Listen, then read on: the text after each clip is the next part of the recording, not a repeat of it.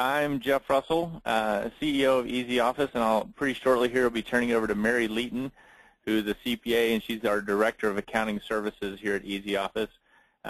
She's done nonprofit accounting for about 20 years and currently oversees all of our 150 clients and roughly over $100 million worth of grants. So she will be the expert. I'll get us started. We are going to have a Q&A session towards the end. Right now, I have everybody muted. You can send a chat message to me, or you can raise your hand or ask a question. And if it is something that we need to answer immediately, I'll interrupt Mary and have her answer that. Otherwise, we'll save all the questions towards the end. So with that, I'm going to just do a real quick intro on who we are at Easy Office and let you know a little bit about who you're listening to. And then with the bulk of the time, the next 45 minutes or so, will be Mary walking through the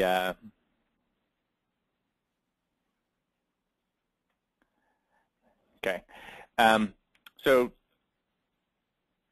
we are a social venture founded to improve the effectiveness and efficiency of nonprofit organizations. One of our mantras, one of our slogans is to do what you do best. And we feel that the nonprofit sector as a whole is better served if people who really know and understand accounting are doing accounting, and the people who really know and understand their missions and their causes and their purpose are doing that.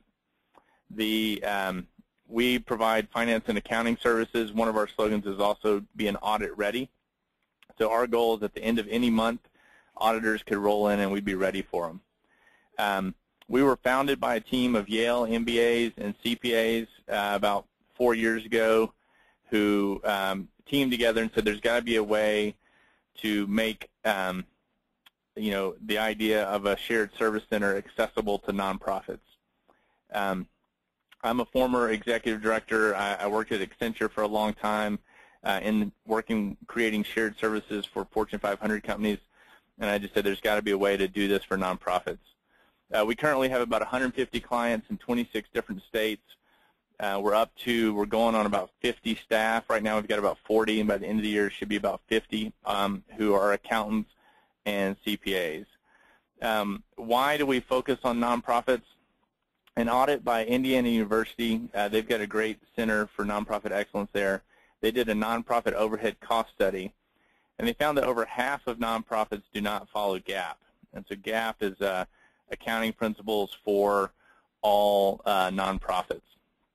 20% actually report implausible numbers, such as a negative number, on their IRS 990.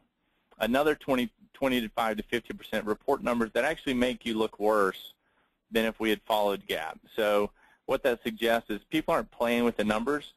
It just suggests a lack of expertise. And this last one is somewhat staggering. Only 16% of nonprofits actually follow the IRS guidelines for properly filing their 990. So one of the things in the nonprofit sector, there's just a significant room for improvement. The other thing, sort of along our do what you do best mantra, few CPAs become executive directors and vice versa. We joke that our accountants wouldn't be the best people, around a Boy Scout campfire, or we wouldn't be the best people to lead a dance troupe. So we focus on what we do best and what we actually enjoy and what we're good at. The other thing is executive directors. I was an executive director. My wife's an executive director. I know all of the pressures and getting pulled in a bunch of different directions. So if you're in charge of a $5 million nonprofit, $10 million, or $500,000, I know you get pulled in a lot of directions. So one of the things is, organizations usually need a range of skills and expertise, and for a smaller nonprofit, which most people are smaller, those skills typically don't reside in any one single person. So we use a team-based approach, and Mary will talk about that a little bit at the end. The last point why my heart really goes out for nonprofits is, unfortunately, small organizations are really disproportionately impacted by fraud. And fraud is sort of a scary thing to talk about, and I know in the nonprofit sector in general, we like to assume the best of people. But this is a study by Harvard, and it said that in nonprofits where they have less than 100 employees, which is the vast majority of nonprofits, the average fraud size was about $100,000. And in organizations with more than 100 employees, the average fraud size was about $100,000. And so when you have a small budget, it's hard to have good controls. It's hard to really have the people and controls in place. And so, having those controls is really important. One thing is the external audits, only about 15% of fraud cases are actually caught by that. Most are caught by actually having proper internal controls in place. The last thing I'll say is how we think about nonprofit accounting is we have this build, run, report mantra. So if you take time to build things correctly up front, and then as long as you run it consistently, the reporting and everything should just fall out of it. And we have a Nonprofit Accounting 101 webinar that we did about a month ago. It's on our blog, which you can find on our website. But it really goes to this whole build, run, report mantra. And today, Mary's going to focus specifically on grants, but it follows this same mantra. She's going to talk a lot about what you need to do up front to build the structure properly, and then what you need to do on an ongoing basis to track it and run it consistently. And then all the grant reports and all these things that people struggle with, those will sort of fall out of it. So with that, I'm going to turn it over to Mary Leeton. For those of you who've just joined, Mary is our Director of Accounting Services. She oversees our 150 clients. Across all of those clients, she helps manage over $100 million worth of grants. So there's really not a type of grant that we haven't seen or that Mary hasn't dealt with. So with that, I'm going to turn it over to her. And just as a reminder, shoot your questions or raise your hands using the little webinar portal, and then I'll be monitoring those as Mary talks. All right, I'll turn it over to her.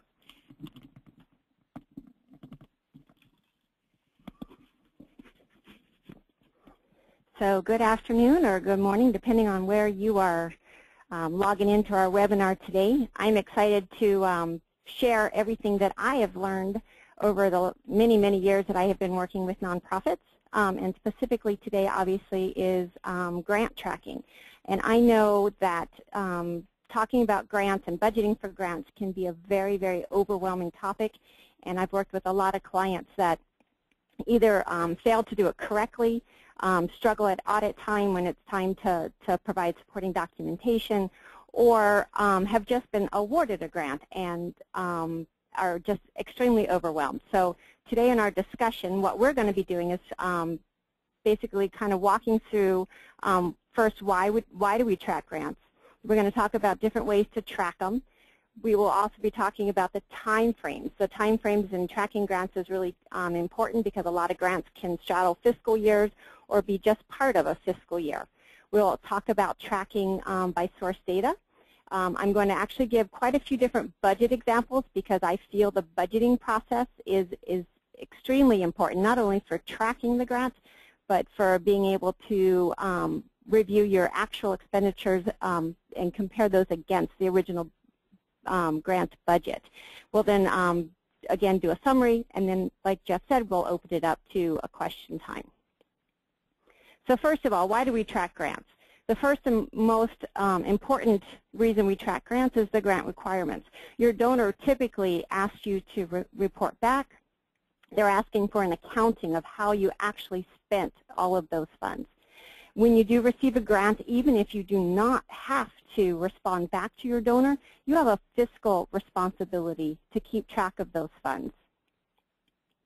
Another important and crucial aspect of tracking grants is you want to be able to project all of your project income. So as you are using grants to basically manage various projects for your nonprofit, you want to be able to work with that and be able to report back and also be able to budget going forward. Another really important thing about tracking is you want to be able to actually scrutinize all of your expenses according to your project tasks. So not only for a program, but also for your grant. If you set everything up correctly and effectively, it's actually going to save you time when it's time to report back to your donor on all of the grant expenditures. When you do set up a really good professional accounting system, you're going to actually increase your professionalism and be able to achieve more grants in the future, especially when you can show back very, very effectively how you can track those grants. So the first thing we're going to start on is how to track a grant.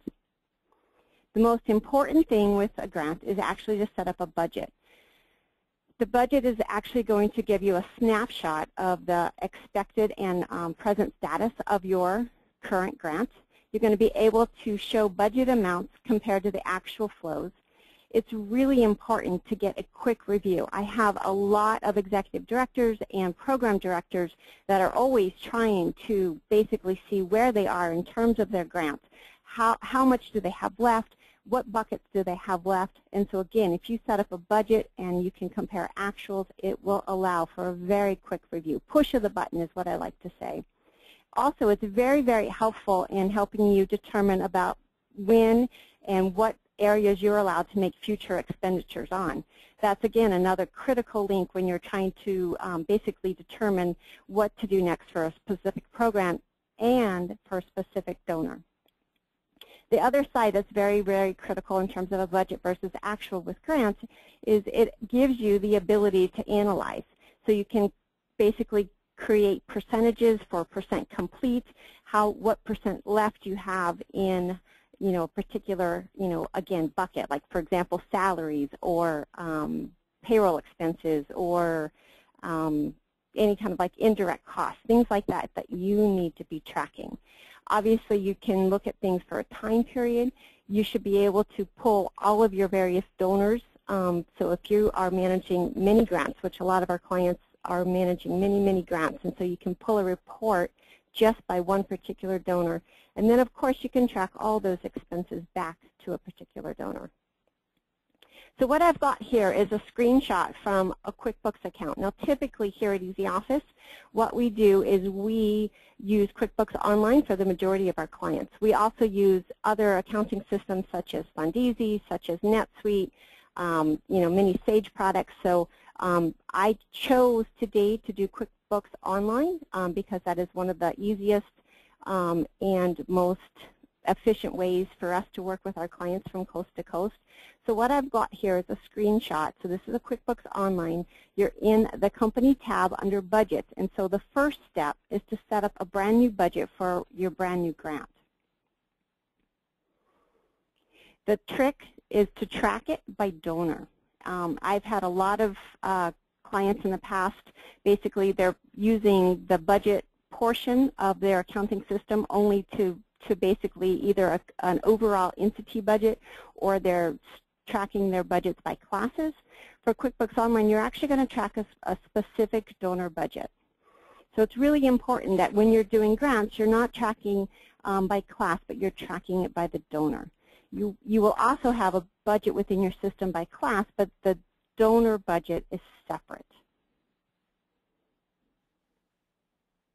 So we've talked about where do we start, and we've talked about the budgets. The next and most really critical aspect also in terms of reporting back to your grants is maintaining that supporting documentation. You need to be able to keep files and accurate records of everything that you have associated with the grant. The next thing that you need to look at is to be able to allocate basically all of your expenses on the transaction level.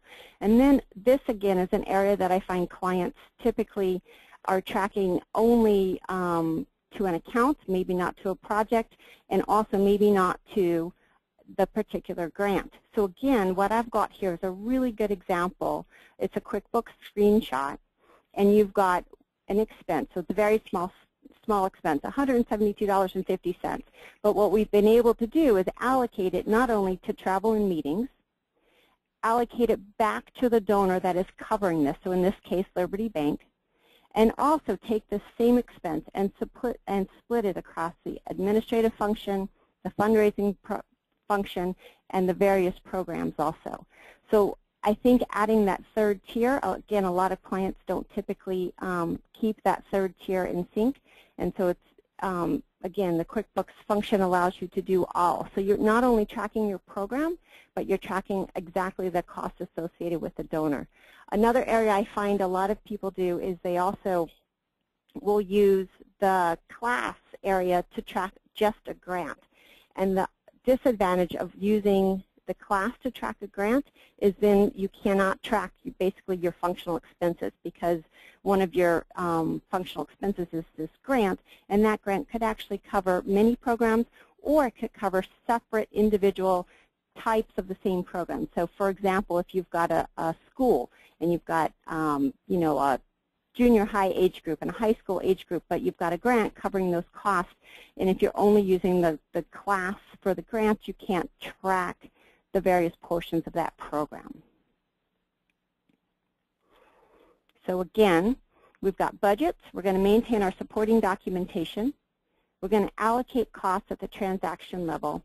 And then the next and most critical, or the next step, I guess, is actually reconciling the actual against the budget grant.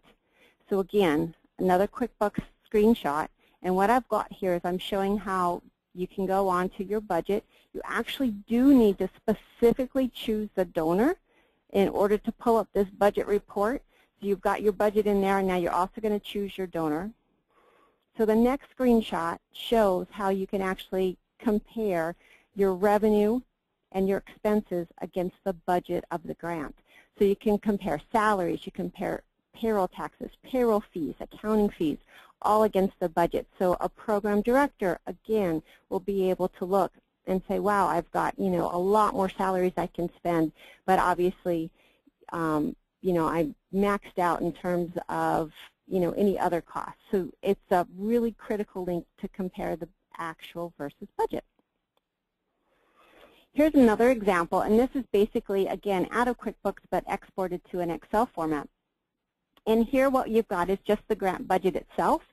And what I find really important is, as you manage your grant, is to basically budget the expenditures and income as it's expected to arrive.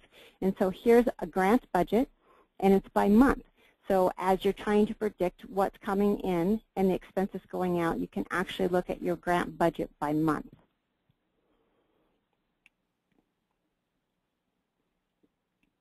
Basically, here's, again, another example. You're looking at the revenue as it's coming in and the expenses. Here's a different example. Basically, this is a grant, and there's also an excess portion associated with this grant. So this is an actual income by donor report with a sub-donor. And so I also find that a lot of grants need you know, two portions of it, or more than one. So you can actually create a grant, and you can create a sub-grant underneath of that, so a sub-donor. So here, again, it's the same idea with the ABC grant and the ABC grant excess.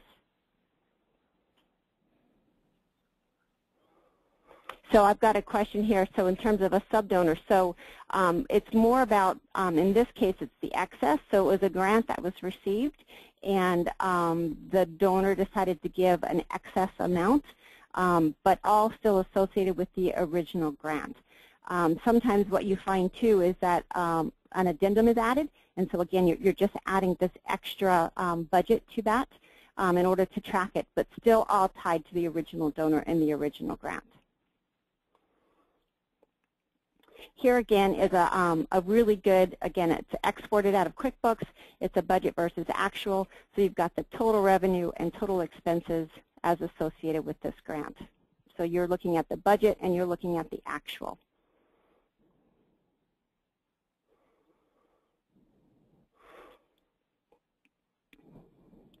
So again, we've talked about budgets, maintaining supporting documentation, allocating at the transaction level, reconciling between the actual and the grant budget. Last and final thing is you really need to track and monitor all reporting deadlines and requirements. Here at EasyOffice, we use NetSuite to track all of our client-specific deadlines, and so we will actually set up tasks a week ahead of a reporting requirement in order to work with our clients. I have others that use Outlook to track it. I have other clients that also use Excel. The most important thing is to remember that you do need to keep track of all of that, basically all the reporting deadlines, whether it's a full financial report or whether it's just a quick accounting on the tasks that have been completed for the project that the grant is covering. But that is a really important aspect. This slide is a slide that I think really describes a lot of the different layering that you can get. What I find again is a lot of people don't understand that you can not only track expenses to donors, but also take those same expenses to your programs. So if you look on the right-hand side at the top, you'll see I've got expenses that can be associated to various donors, so or to just one donor, so you can split different types of expenses associated with each donor. Then those same expenses can also be split by the programs. If you remember back to my slide when I'm showing that little small travel expense that you can split it across your programs. The other thing to remember is all of your donors then can be made up or combined to basically be part of your entire fiscal year. They can also straddle a fiscal year. And then again, your programs can also go from fiscal year to fiscal year. So it's really important to just understand that all of the different tiers are helping you to make really good financial management decisions. Okay. So in summary, I just want to remind everybody that it's really important that you stay on top of your financial picture, that you need to be able to track not only your actual expenses against your budgets, but how important that is in terms of making decisions for future. It's also really important to use the appropriate tracking methods. I always call this seminar basic, one-on-one grant tracking and budgeting. There are lots of different ways to track grants and lots of different methods. I have clients that actually, come to us tracking things in Excel. But it's important that however you choose to track those grants, that you stick to it and run it consistently. It's important to consider your time frames. So not only the time frames of your grants, the time frames of your programs, even considering time frames of future grants that are coming in. So be very aware of all of that. And your source data, always again remember that those expense forms and all of your invoices need to be maintained and kept in order to be able to report back. So quickly here, just a little recap of who we are here at Easy Office. We basically focus 100% on nonprofits. Jeff mentioned earlier the grants that we manage, from large to small. We have clients with 1 or 2 grants to clients with 14 to 20 grants at one time. In terms of how we work here at Easy Office, we are basically a team-based solution. So as clients come on board, they are assigned a team, and that team can include CPAs and bookkeepers, accountants, all working together basically to provide support. It's really wonderful in that we can provide a segregation of duties. So for example, if we are working with you and paying bills, we've got somebody else on the team that's actually reconciling the bank. And then again, the other thing that I find a lot is that nonprofits have really struggle with continuity of service. And so for us, our teams are cross-trained. So not only just one person is knowledgeable of your books, but the entire team is knowledgeable of your books. And so if somebody takes a vacation or leaves for maternity leave, you have got, basically you don't miss a beat. You've still got a complete team. Obviously, we have a local presence here in Boise, but we work with clients from coast to coast. It's just been incredible to work with clients on all aspects. One of the biggest important things that here at Easy Office that we talk about again, and Jeff brought this up, and I just want to reiterate it, is no matter what you're trying to do with your financial accounting system, you want to make sure that it's built right. And here at Easy Office, that's always the first step, that we work with you to make sure that your system is built correctly.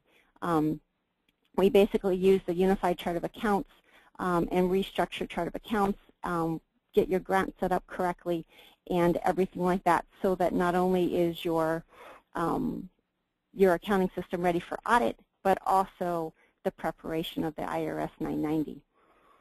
The next step that I find is, again, a big struggle is running it consistently. So that in the nature of nonprofits is very, very hard sometimes, as you have either bookkeepers come and go or volunteers come and go. So if you've built it correctly, you need to also run it consistently so that you can continue to be able to process all the reports that you need. One of the things that we strive here is to make sure your books are audit ready, and by doing that we can work with you to enter transactions, we can pay bills, basically anything and everything from an accounting point of view we can help you work with. The next thing is if you've built it correctly and you've run it correctly, just again like Jeff said, you get the reporting information out. And so we work with clients to tailor the reporting needs to the organization needs. I have a lot of clients that, different boards require different needs. So we work with you to tailor that exactly to what you need. And then obviously we do a monthly call to walk through those financials, and then again we can work with you on your tax filings. Here at Easy Office, we basically provide a flexible solution in terms of we can do as little or everything. What you have here is just a sample of our Bandit, which is our online calculator. So if you're interested at all, you can go on there to take a look and see basically how your needs could fit into our scope. We work with many systems. So obviously I've talked about QuickBooks Online. I've also talked about NetSuite. There's Intact, and again, the list goes on. And we work with clients, again, from all sectors. I don't think we've, basically not touched a sector yet that we've worked with. So I think what we're going to do is open it up to questions. We're going to take it off of, there we go. All right, thanks, Mary. So I've had a few people type questions in. So the way to do it, if I unmute everybody, then we'll hear everybody's, cars and trains behind them. So if you can, just type the questions in. We'll answer these.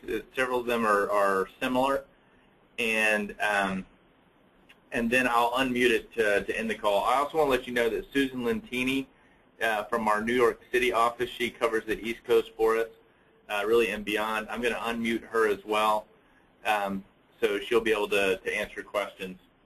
So I'll take the easy questions, and I'll turn the hard ones over to Mary. The first question was, do we have staff in Austin, Texas?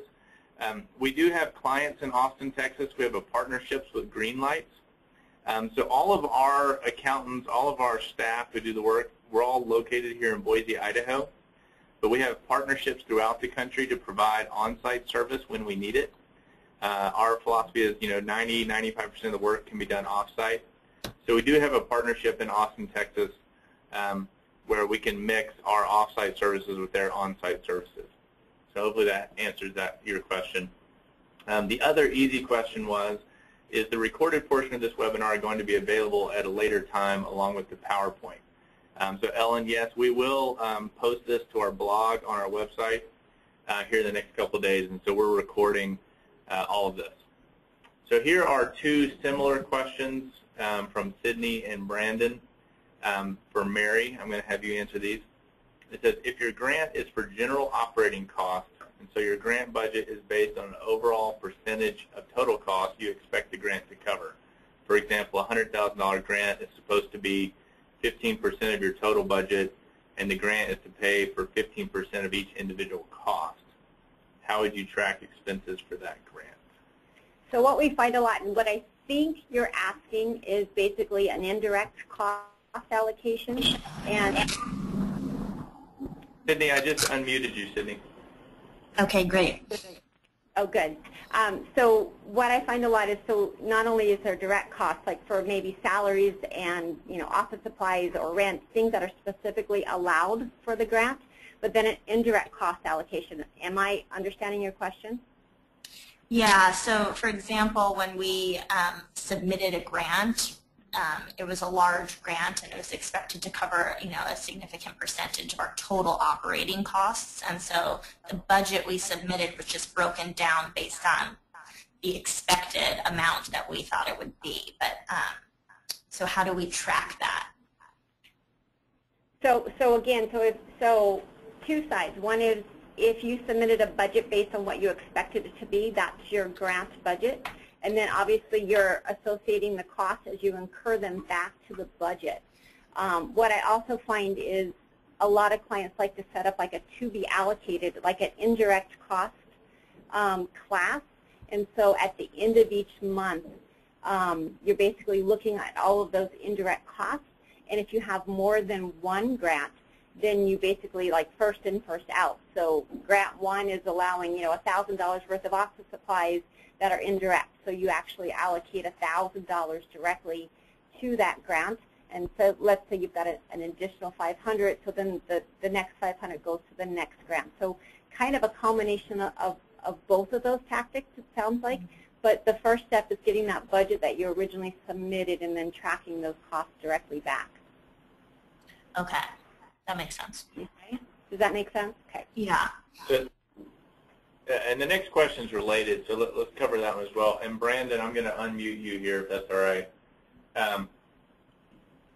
So Brandon's question is, what is the best practice when reconciling expenses against grants when you have several grants all for general operating expenses? In other words, when there is no good rationale for which grant should be logged as a donor for, say, our rent payment. So good question. So again, I like to use first in, first out. Or so for example, if you've got grants that are over different time periods, the first grant in gets the first round of expenses, the next grant, the next round. So that just basically as you go through your year, you're associating those costs. Finish up one grant first, get it done, get it reported, start working on the next one. What if they're supposed to be over a longer time period, though? So same idea. So then basically what I would do is, so take a look at your total cost, take a prediction of how much those total costs roll out. So I always like to just use rent. So you've got $5,000 rent for the year, each month, and you're expecting that to cover, be covered by 3 of your grants. And so it's a math calculation how you do that. So basically you're just trying to allocate the cost as appropriate. So that particular case, you'd probably take the $5,000 and just go ahead and split it evenly against all 3 donors, all 3 grants. So it's hard to give specific examples unless I'm sitting here actually with the numbers. But in general, you either need to divide up those costs and start to associate them evenly. And then once you finish the bucket for one grant, so again, once the rent's been satisfied, then start filling the bucket for the next grant if it hasn't been satisfied. Otherwise, it's a first in, first out.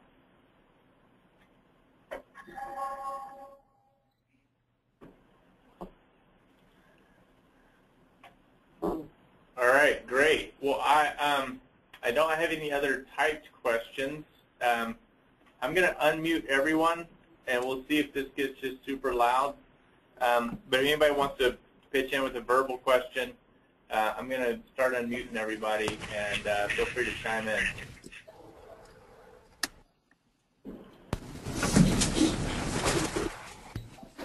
It'll get noisy here with all the cell phones and stuff. I figure some people maybe are just listening in and not on the computer.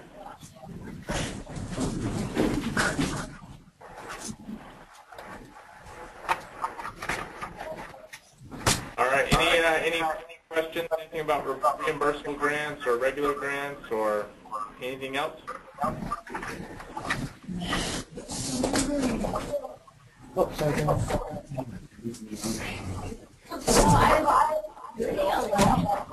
All right, I think we're going to sign off unless there's any more questions.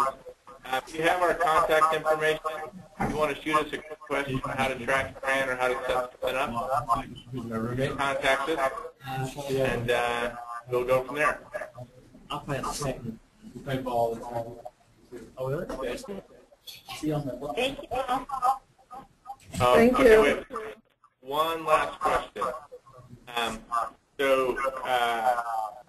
Asking if we had staff in Austin, Texas, and they missed the answer. So we do. All of our accounting staff are here in Boise, Idaho. So we have about 40 accountants and CPAs in Boise. We do have clients in Austin, and we have a partnership with Greenlights, the nonprofit success center there in Austin, that allows us to provide on-site resources as needed. But it's a mix of on-site and off-site. Really nationwide we can do that, but in Austin it's particular in partnership with Greenlights. So you can talk with Matt Corey is in charge at Greenlights. You can talk with him, or you can obviously just shoot me a note, and I'm happy to set up a conference call with you. All right. Thanks, everybody. This has been recorded. We will put it on our website here in the next couple of days once the recording is complete. And hopefully all of you guys have lots of success in getting grants and then properly tracking them. Thanks, everybody.